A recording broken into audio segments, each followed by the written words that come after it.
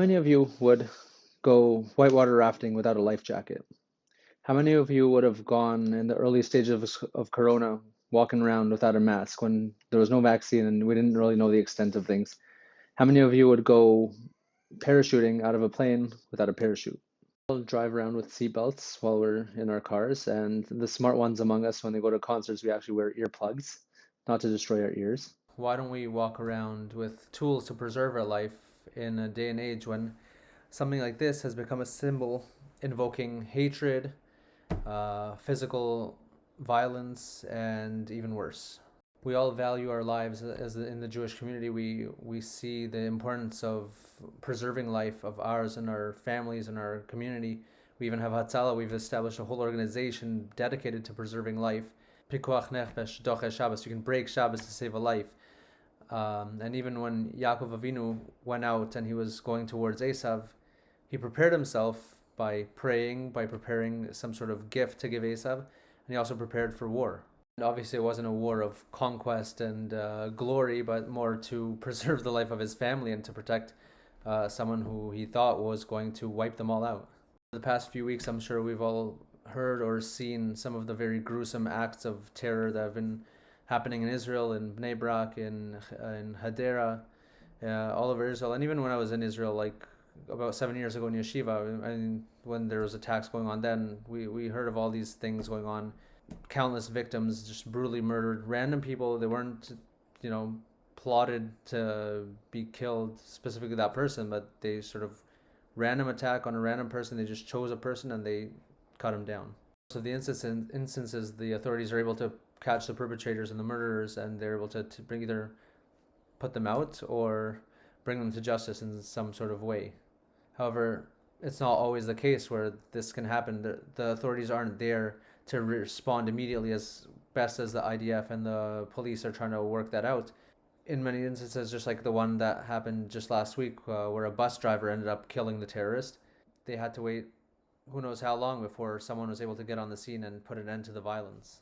In a situation where I had to save someone else's life or my own life, how would I react? Would I have the skills, the tools, and the attitude and mental fortitude needed to deal with this scenario? And pikuach nefesh would demand at least a basic understanding of how to do so. Depending on where you live, there are certain tools that you can carry that will be fully legal, that you can walk around with. No one's going to stop you, no one's going to hinder you. If police see you carrying it, they're not going to do anything to you. But these are tools that you can use. For example, something as simple as a coyote spray. This is legal, and where I live, there's coyotes walking around. There's signs all over the place saying, be careful of coyotes. And today there's even coyotes taking the forms of humans who attack other humans. No different than a coyote would attack another dog, your dog when you're walking your dog, or another human. If someone is coming at you with ill intent, you have at least a few seconds to prepare for it, and you notice what's going on around you in your surroundings. You can use this to at least keep them in bay. Press the little spray button and do your best to at least get them, slow them down, or hinder them from moving and seeing. And so you can either have time to call police or run away or disarm the person if they're going to further hurt people if they continue. A pocket knife. Something totally legal. You're not allowed to carry it. Different places have different measurements for the lengths you're allowed to carry, but this is something that should someone be willing to take your life, you should have the means to defend your own life, your God-given life. At least preserve that. As fortunate as in the States where they're allowed to legally carry firearms, which is probably a better tool to protect your life with should someone come with you with a firearm. It's hard to imagine overcoming someone with a firearm when you have a knife or a spray. You do live in a state that allows that. I think it's a worthwhile investment to take some time and do some basic training and at least get familiar with it so you know how to use it, how to draw it, how to carry it around safely and not discharge it accidentally or things like that. I recently learned in Canada is that you're allowed to buy body armor and wear it walking around. You can have totally concealable body armor. Celebrities obviously carry it. That's totally legal. Obviously the police have it. It's much more visible. It's much more rugged.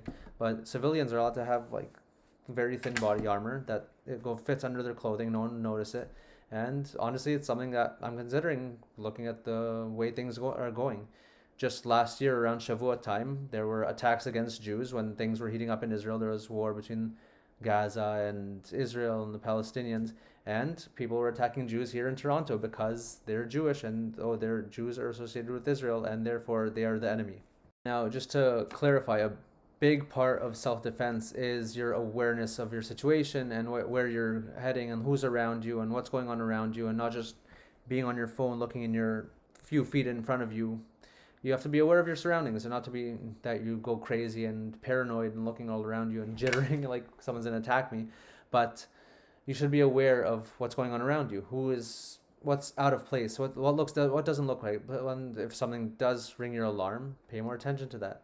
Give it a second thought, a second look, and make sure everything is normal. Lessons I've learned in this whole idea of self-defense and awareness of your surrounding is that time buys you options. That's a very key principle in living in this world. Time buys you options, and there's certain things that you don't have that much time to react to, and if you were aware of it maybe a few seconds earlier, you could have done something a bit smarter or less hastily. A good resource to learn about this actually through real life footage that has happened to people is a channel on YouTube called Active Self-Protection. They're a channel who basically they take a look at security footage gathered from all around the world of sometimes crazy and not so crazy things that have happened where people had to defend themselves. And it basically breaks it down and it teaches you the lessons of what this person did right or wrong that you can sort of be aware of should you be in that situation in the future. It's worthwhile to take a look at. Even watching 10 or 15 of those videos will give you enough of an understanding of the mindset that you should be in when you're walking around, when you're shopping, and not just paying attention to yourself, but just be aware of your surroundings and see what's going on. And you don't want to be caught in that odd situation where it's such a surprise and you have nothing to do.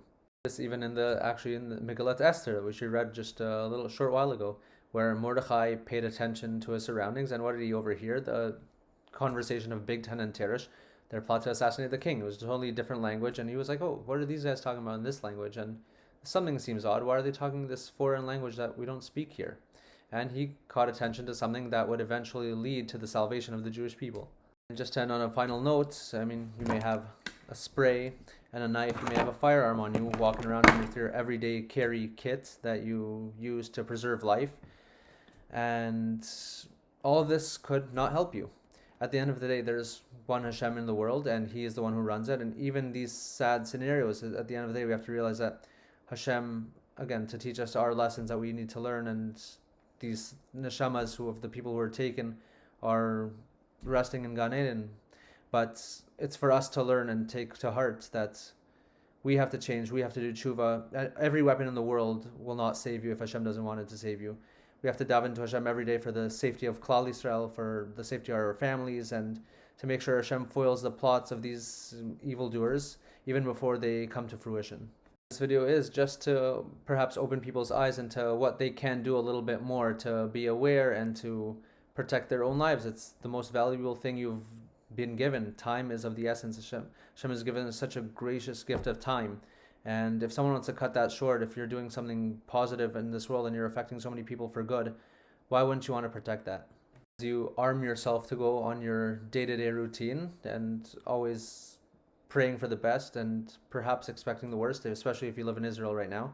You should always have that sense deep inside you that you're longing for the day where you're going to beat those swords, our weapons of modern day, into plowshares, that we won't need these anymore when Mashiach comes. Piece of advice on the house, something I heard very recently. If you're careful with your time and you don't waste your time and you take your life seriously and you use it for what the purpose it was given to you for, Hashem sees that life is valuable to you and you're not cutting down your own time. He won't let others cut down your time either. There is time, but no time to waste. עכשיו אני רוצה להמשיך עוד פרט אני אגיד עכשיו ובזה אני מסיים. כלי נשק. לצערנו, השאלה של כלי נשק היא שאלה מאוד אקטואלית. האם מותר לטלטל כלי נשק בשבת? עכשיו ככה, קודם כל הכלי נשק הוא כלי שמלאכתו לאיסור. השימוש בו, אף אחד לא משתמש בכלי נשק בשביל לפתוח בקבוקים או בשביל להרביץ מכות או אני לא יודע מה, מלאכתו לאיסור. השימוש של הנשק זה לירות. אז זה מלאכתו לאיסור. מלאכתו לאיסור מותר לטלטל אותו לצורך גופו או לצורך מקומו. נגיד הוא נמצא הנשק באיזה מקום, שאני רוצה להשתמש במקום הזה, אז יהיה מותר לי להזיז אותו. הרב אוירבך כותב שהנשק היום, שאנשים שנושאים נשק, אז יש שני סוגים. יש כאלו שהם אנשי צבא, שמחייבים אותם ללכת עם נשק. אז זה כמו קישוט אצלם. אז זו שאלה גדולה מאוד, האם מותר להם לצאת בזה מקום שאין עירוב או לא. אבל היום המציאות היא, היום, זה המצב היום בארץ ישראל. אנשים שנושאים כלי נשק, זה קודם כל להרתיע. להפחיד. להפחיד אנשים שהולכים לעשות דברים לא טובים, הם יודעים שיש לו נשק לבן אדם, אז הם מפחדים ממנו. אז זה בא להרתיע, אז בגלל זה הוא טוען שזה צריך להיחשב, הכלי נשק, לכלי שמלאכתו להיתר. זאת אומרת, השימוש זה לא לירות בנשק, אלא להפחיד. להפחיד אנשים שליליים, אז ממילא כך הוא אומר שזה כלי שמלאכתו להיתר. אבל השאלה הזאת לא נוגעת אם זה מלאכתו לאיסור או להיתר, כיוון שבמציאות היום, אנשים שומרי מצוות, כשהם נושאים נשק בשבת, זה מיועד באמת להרתיע, לא רק להרתיע, אלא אולי גם להשתמש במקום של סכנה.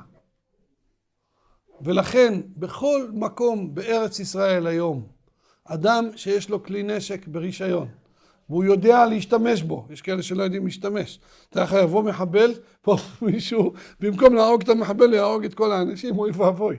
כן? אחד שאחראי, שהוא יודע איך להשתמש גם כן, אז זה מותר לכתחילה, ואדרבה הוא צריך לשאת את הנשק, שיחביא את זה אצלו באיזה מקום, במידה ויש צורך, שיהיה במקום מישהו עם נשק. כן? זה יכול להציל נפשות. זה ספק סכנה. היום בכל המקומות שיש לנו בארץ ישראל, זה לא משנה מעבר לקו הירוק או בתוך הקו הירוק, לצערנו הרב אנחנו יודעים, הם הגיעו גם אלינו לפה להרנוף, והם עשו פיגוע בתוך הבית כנסת, והם לא נרתעים משום דבר, ואנחנו צריכים אנשים כאלו. אני כמה פעמים בבית הכנסת הכרזתי, שכל מי שיש לו רישיון של נשק, אני מבקש שיבוא בשבת עם נשק לבית הכנסת. זה חשוב מאוד שיהיה לנו שמירה. אנחנו משתדלים לסגור ולא לפתוח לכל אחד, ויש קוד בכניסה, מכיוון שאנחנו חוששים. בצדק אנחנו חוששים. לכן מותר לנו, למרות שאנחנו בוטחים בקדוש ברוך הוא, אבל הקדוש ברוך הוא בעצמו מצווה עלינו, ונשמרתם מעול נפשותיכם, בפיקוח נפש דוחה שבת, בוודאי שפיקוח נפש דוחה איסור מוקצה, גם אם נגיד שזה מוקצה, לפי מה שאמרתי לכם, בכלל זה לא יחשב למוקצה, מקסימום זה יחשב לכלי שמלאכתו לאיסור, וכלי שמלאכתו לאיסור לצורך גופו, מותר לטלטל אותו, וזה נקרא צורך גופו, זה להשתמש בגופו, ופה, כיוון שיש פה ספק, אפילו ספק קטן של צורך להשתמש בגופו, אז מותר לטלטל כלי נשק. כמובן אדם צריך להסתיר את זה, לשים את זה באיזה פינה, ולהשתמש בזה, חלילה יהיה צורך שהוא יוכל להשתמש בזה. אבל לטלטל אותם בימינו בארץ ישראל, במצב שיש היום, בוודאי שמותר. אפילו אם לא היה לנו עירוב, הייתי אומר שזה מותר. כי זה ספק פיקוח נפש. ספק של 1 מ-1000 בפיקוח נפש, זה גם ספק פיקוח נפש. וגם פה, יש פה חשש. תארו לכם שבאותו בוקר שבאו המחבלים פה בבניין הסמוך, אם היו שם אנשים עם נשק, זה היה, הכל היה נראה אחרת, אבל לא היה שם אף אחד עם נשק, לא כל אחד, גם בכל המקומות, אנשים לא רגילים להסתובב עם נשק, אבל מי שיש לו רישיון, וכמו שאמרתי, הוא יודע איך להשתמש, חשוב מאוד שילך עם כלי נשק, אפילו בשבת.